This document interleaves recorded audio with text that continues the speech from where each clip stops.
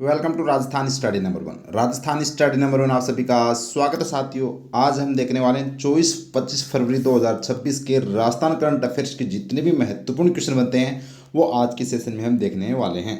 Session आने वाली 2026 की एग्जाम के लिए वेरी वेरी इंपॉर्टेंट सेशन वो रहने वाला है साथियों।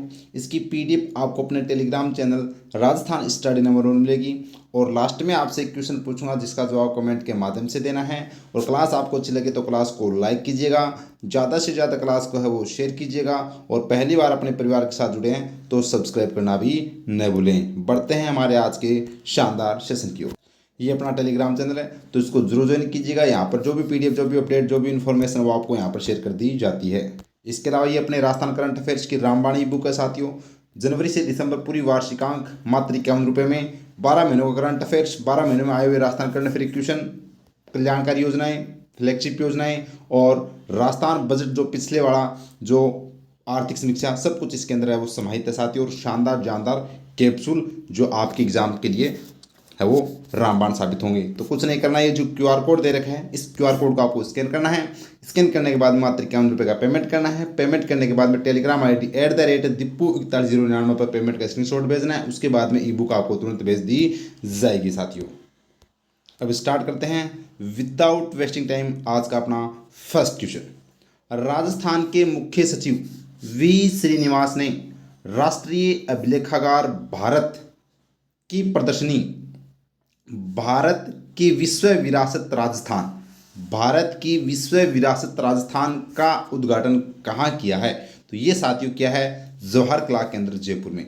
जवाहर कला केंद्र जयपुर के अंदर वो साथियों यहाँ पे ये देखिएगा, राष्ट्रीय अभिलेखागार भारत द्वारा जवाहर कला केंद्र जयपुर में भारत की विश्व विरासत राजस्थान प्रदर्शनी का उद्घाटन ये अपने मुख्य सचिव वी श्रीनिवास के द्वारा यहाँ पर इसका उद्घाटन किया गया, जो आपके एग्जाम के लिए वेरी वेरी इंपॉर्टेंट है। ऑप्शन नंबर ए इस क्वेश्चन का राइट आंसर हो जाएगा।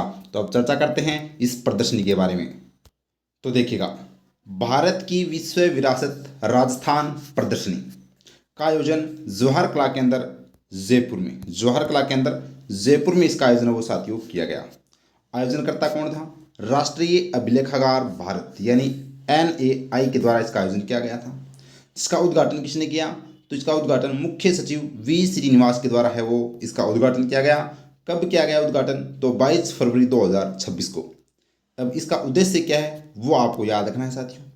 तो इस प्रदर्शनी का उद्देश्य देखिएगा, यह प्रदर्शनी मानवता की साझा धरोहर में राजस्थान के उत्कृष्ट योगदान को रेखांकित करती है, जिसमें विशेष रूप से इसके यूनेस्को विश्व धरोहर स्थलों तथा अन्य महत्वपूर्ण सांस्कृतिक एवं स्थापत्य स्मारकों पर प्रकाश डाला गया है।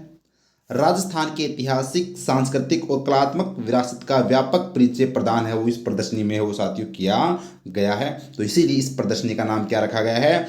भारत की विश्व विरासत राजस्थान। यह आपको ध्यान रखना है, वेरी वेरी इंपॉर्टेंट है, पूछा जाएगा साथियों।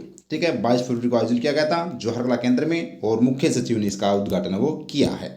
नेक्स्ट क्वेश्चन देखिएगा, देश का पहला जिंक पार्क कहाँ स्थापित किया जाएगा? तो भीलवाड़ा जिले के जो खानखला यानी कि खानखला में स्थापित होगा साथियों देश का पहला zinc park. Hindustan zinc limited और त्रिपुरा ग्रुप के मध्य यह MOU किया गया है इसको स्थापना को लेकर। तो ऑप्शन नंबर डी इस क्वेश्चन का राइट आंसर हो जाएगा। तो देखते हैं इस क्वेश्चन के बारे में। तो देखिएगा, देश का पहला जिंक पार्क की स्थापना खानखला भीलवाड़ा, खानखला नामक स्थान है साथी भीलवाड़ा में, वहाँ पर देश का पहला जिंक पार्क स्थापित किया जाएगा। ये MOU हुआ है किसके बीच में? हिंदुस्तान जिंक लिमिटेड जिसका मुख्यालय उदयपुर में है और त्रिपुरा ग्रुप के बीच में साथियों MOU किया गया है। सहयोग किसका रहेगा इसमें? तो राजस्थान राज्य औद्योगिक विकास एवं निवेश निगम यानी RICO का इसमें है वो सहयोग रहेगा। विशेषता की बात करें तो यह साथियों, ये तो आपको पता है कि देश का पहला जिंक पार्क है। इसकी विशेषता है कि यह जिंक बेस्ट वैल्यू चेन के लिए भारत का पहला इंटीग्रेटेड डाउनस्ट्रीम इंडस्ट्रियल हब होगा। MOU के तहत हिंदुस्तान जिंक त्रिपुरा ग्रुप को कच्चा माल नियमित सप्लाई करेगा और इसी के साथ में दोनों कंपनियां मजबूत जिंक इकोसिस्टम बनाने के लिए निवेश और उत्पादन योजना पर काम है वो करेगी। तो ये इस MOU की विशेषता है।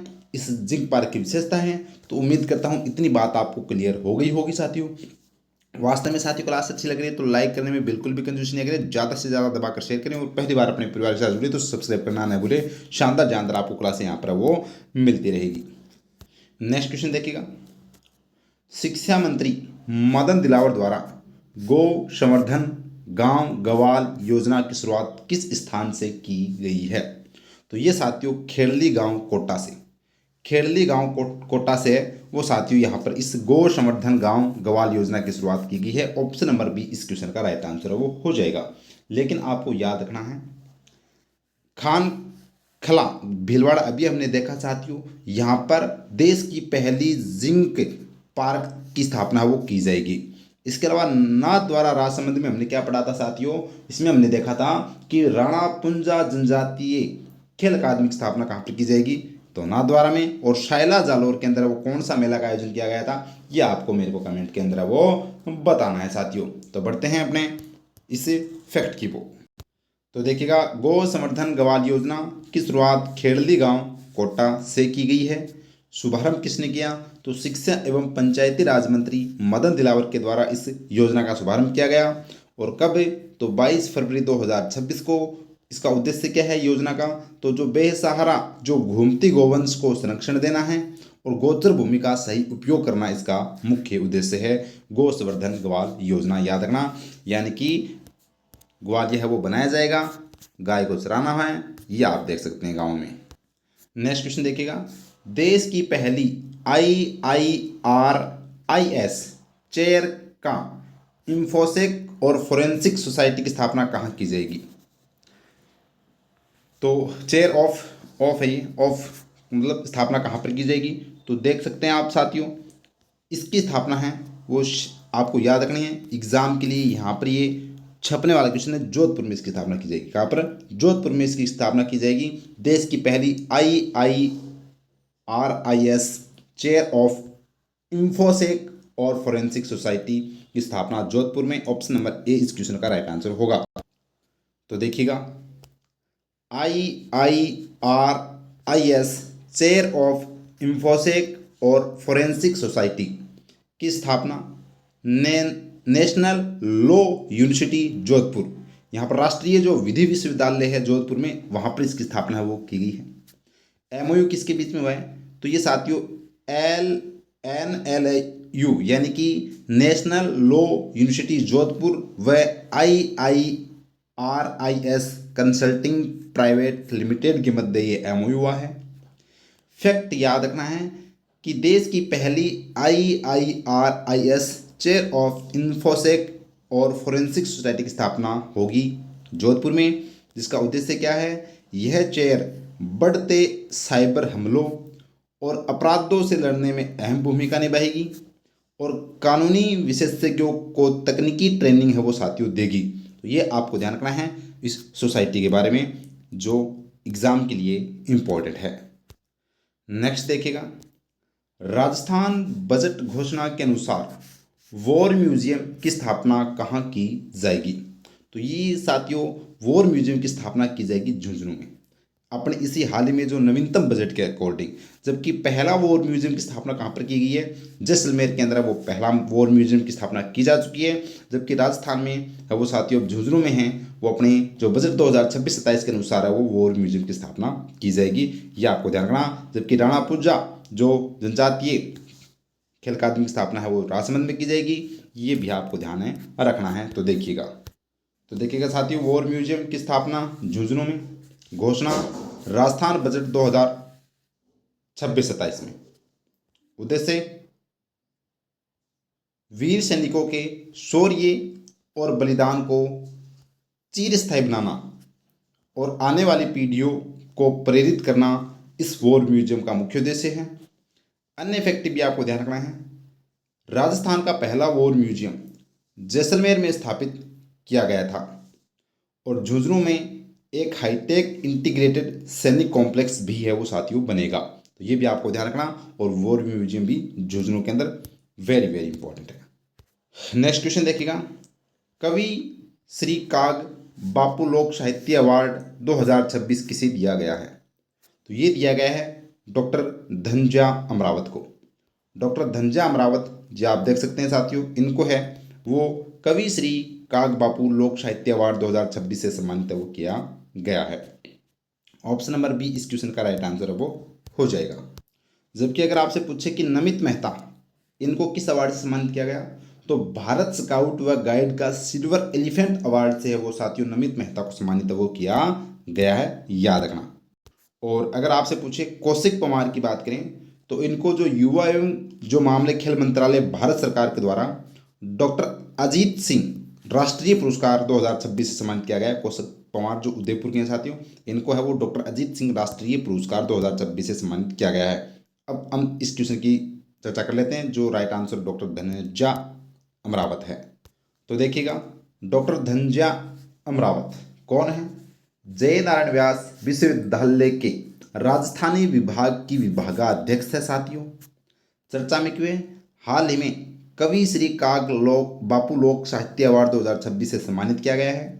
कारण यानी क्यों सम्मानित किया गया है, तो इन्होंने राजस्थानी चारणी साहित्य के उन्नयन, संरक्षण और शोध कार्य के लिए यह अवार्ड इनको है वो साथियों प्रदान किया गया है। तो ये आपको ध्यान रखना, राजस्थानी जो चारणी साहित्य है उसके जो उन्नयन, संरक्षण और शोध कार्य के लिए यह अवार्ड है वो से सम्मानित है वो किया गया है, याद रखना, वेरी इंपॉर्टेंट है, कवि श्री काग बापू लोक साहित्य अवार्ड।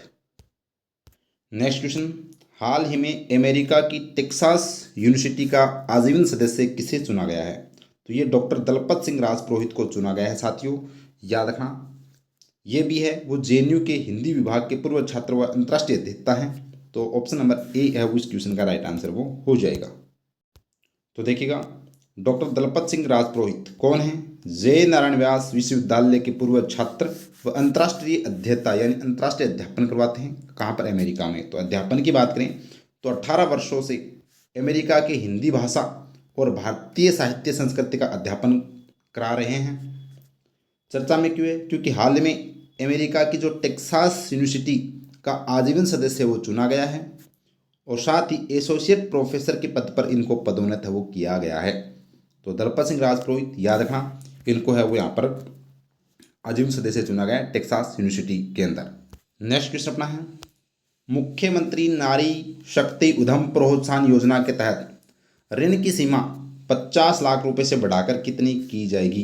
तो साथियों 1 करोड़ रुपए। कितनी की जाएगी? 1 करोड़ रुपए है वो की जाएगी। ये आप देख सकते हैं बजट के अंदर वो यहाँ पर मुख्यमंत्री, उप मुख्यमंत्री दिया कुमारी ने घोषणा की है, जो वित्त मंत्री भी हैं। मुख्यमंत्री नारी शक्ति उद्यम प्रोत्साहन योजना में मिलने वाली ऋण की सीमा 50 लाख से बढ़ाकर 1 करोड़ रुपए वो की जाएगी। तो ये अपने बजट में है वो घोषणा की गई, जो वेरी इंपॉर्टेंट है एग्जाम के लिए। अब हम चर्चा कर लेते हैं, मुख्यमंत्री नारी शक्ति उद्यम प्रोत्साहन योजना की शुरुआत साथियों 2020-21 में की गई थी और इसका पुराना नाम है वो इंदिरा महिला शक्ति उद्यम प्रोत्साहन योजना था।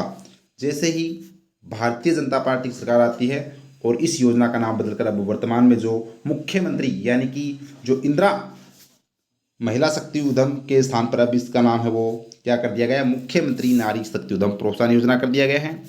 इसमें उद्देश्य की बात करें, जो महिला उद्यमी हैं या फिर महिला SHG यानी कि स्वयं सहायता समूह को है वो 50 लाख रुपए तक है वो यहाँ पर इसमें ऋण की अनुदान की सुविधा प्रदान की गई है।